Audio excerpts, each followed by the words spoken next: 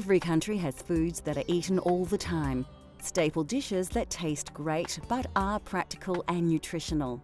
Kabuli palau is one of those dishes. Although the cuisine differs greatly right across Afghanistan, this style of baked rice, although very varied throughout the country, is a true Afghan classic. قابلی پلاو بسیار زیاد در افغانستان مشهور است و غذای بسیار مهم است، خصوصا برای عروسی‌ها، برای مهمانی‌های کلان. هر روز ما در افغانستان قابلی نمیخوریم. قابلی را میمانیم برای چیزهای بسیار مخصوص و برای مراسم مخصوص خود.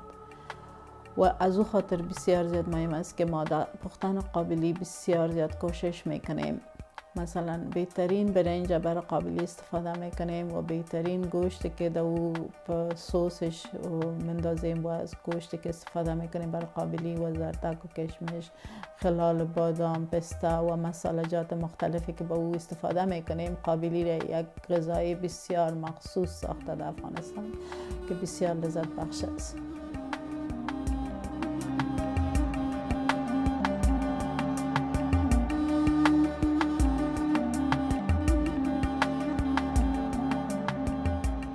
For this dish, you'll need some chicken pieces and a range of fresh vegetables.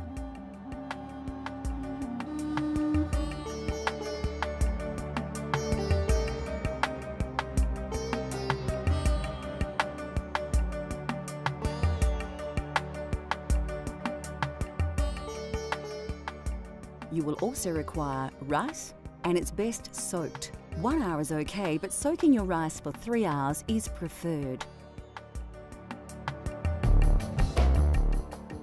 The first step is to prepare your chicken pieces. If you have quality free-range chicken, you may prefer to leave the skin on.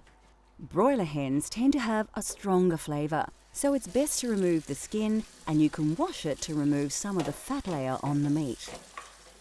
Dice a large onion and about half a large tomato. Then it's over to the stove. Put some oil in a pan, and when hot, add the onions and bay leaves and get them cooking.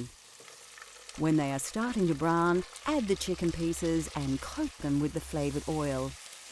Get them cooking and season with salt.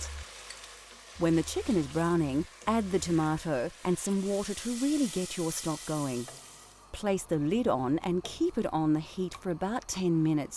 Then you can move on to the rice. Now place a pot of water on the heat with a lid in preparation for the rice.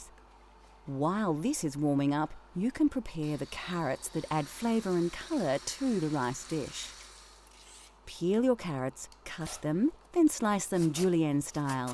You can use a slicer if you prefer. When the water is boiling, drain the soaking water from the rice and add it to the pot of water. You can also add some salt here too.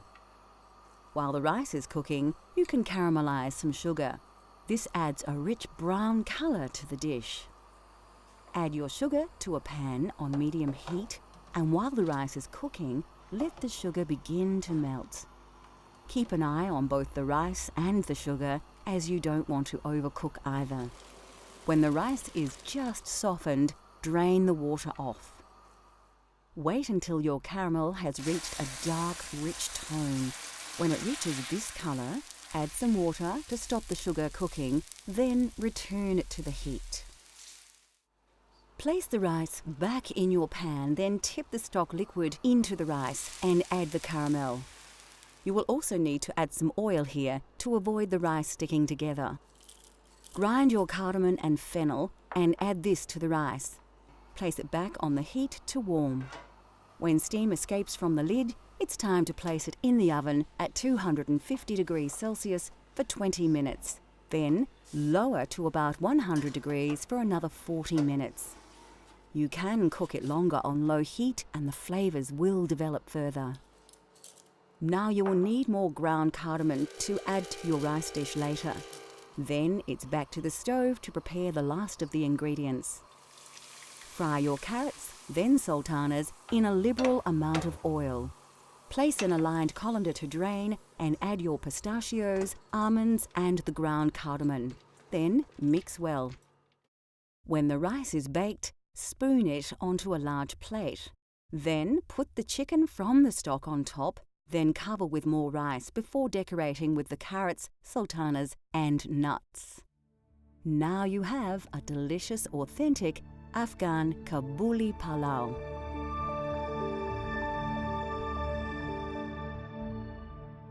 Next on Cultural Flavours, we explore the flavours of a traditionally hearty meal that is one of the oldest known recipes from the Middle East.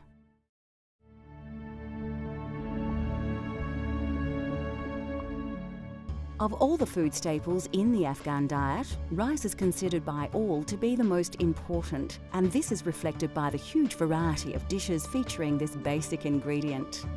Rice was a favourite of the royal family, and rice dishes featured heavily in their ancient cookbooks. Wealthy families will eat it once a day, and most important ceremonies and family gatherings will always be marked by eating several rice dishes. Chalal is a simple yet tasty way to prepare rice, featuring a long grain rice such as basmati, which is parboiled, drained and then baked in an oven with some oil, butter and salt. Yet by far the most popular form of rice dish is palau, the national dish of Afghanistan. Prepared in a similar way to chalal and then blended with meat, stock or korma to produce a hugely satisfying dish that is rich in colour, flavour and aroma. There are numerous pilau recipes, each combining several unique vegetables, herbs and spices to produce exotic rice dishes full of Eastern promise. The popularity of these rice dishes can be contributed to the fact that they can be shared by large groups of people, and this reflects the importance of eating together in Afghan community. Bread is another staple that is commonly eaten throughout the region. More famous for being eaten in neighbouring India, naan is also consumed widely across Afghanistan. Obinon is a round and very thick bread usually made with white flour. Other breads include the lavash, a very thin, flat bread that is usually used as plating for some meat dishes and many stews. Breads are commonly eaten with tasty accompaniments such as torshi, made with various pickled fruits and vegetables mixed with vinegar and spices, or chutney, a pepper sauce of vinegar, coriander, chili and tomato paste. With Afghanistan playing host to so many cultures during its rich history, it comes as no surprise that we find that pasta is another popular dish across the country. These native dishes are immensely popular, but due to their lengthy preparation, they are usually reserved for special occasions. Pasta dumplings come in two varieties. Mantu is generally filled with onion and beef, while ashak contains leeks. The dumplings are then steamed and topped with a yogurt-based sauce. These dishes are delicious and very original to the region.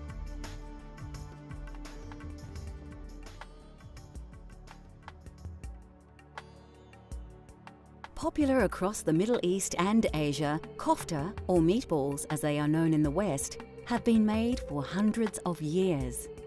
Made from ground meat or mince, they are a delicious piece of culinary history.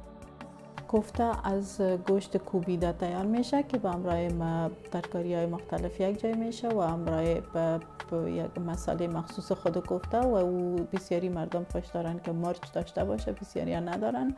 خود کوفته به تنهایی همراه نان صرف میشه، مگم در افغانستان زیادتر کوفته را همراه چلاو صرف میکنن که او را کوفته چلاو میگن و یا همراه کیچری قرود صرف میکنن که او هم یک غذای بسیار زیاد مشهور است و کوفته همراه این دو چیز زیادتر در افغانستان مصرف میشن.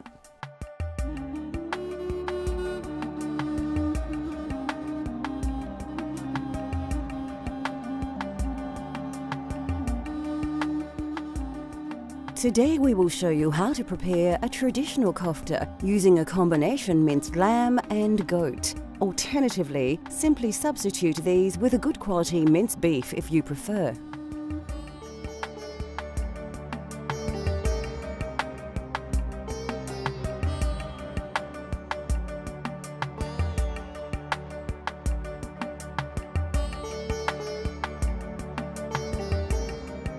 First, you will need to prepare your sauce that the meatballs will cook in, so peel and slice your garlic.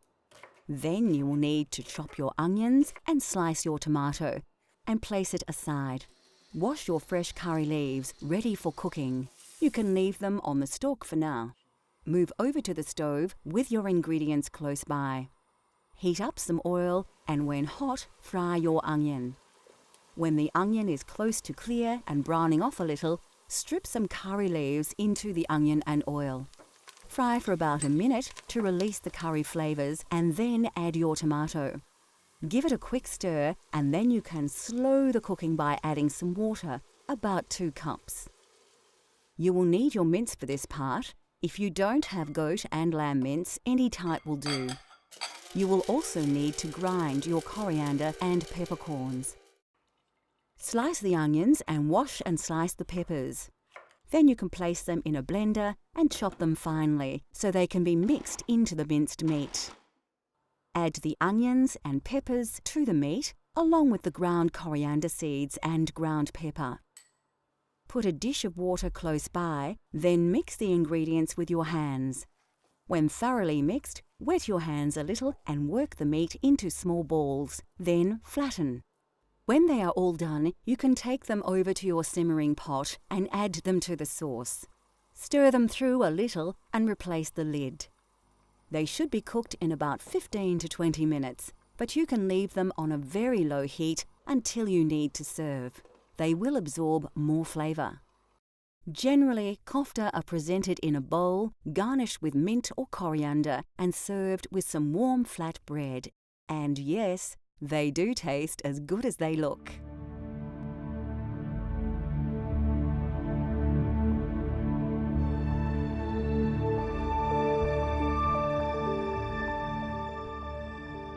With a culinary past more colourful than most countries, the food of Afghanistan is surprising and varied. Each region of the country has its own flavours, styles and favourites, and we have only scratched the surface of a cuisine that most food lovers have probably not even considered experiencing.